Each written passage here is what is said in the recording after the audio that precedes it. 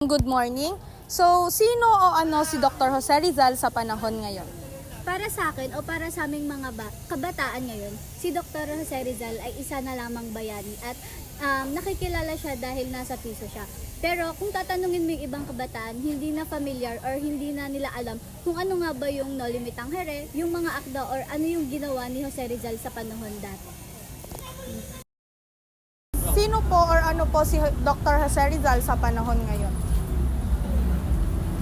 Isa pa niya, bayani pa rin siya. Paano nyo po nasabi na bayani, isa pa rin po siyang bayani sa panahon po ngayon?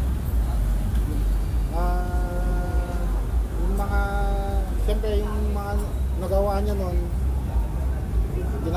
tawag ko, naging inspirasyon. So parang kilala pa rin po ngayon yung mga gawa niya, yung mga akda niya, yung mga ganun po. Good morning po. So sa palagay po ninyo, ano po o sino po si Dr. Jose Rizal sa panahon po ngayon? Alam natin na siya bayani, pero si Dr. Jose Rizal, alam natin yung kung paano siya naglingkod sa bayan at yung mga legacy na iniwan niya ay hindi na nakikita ngayon. Thank you po.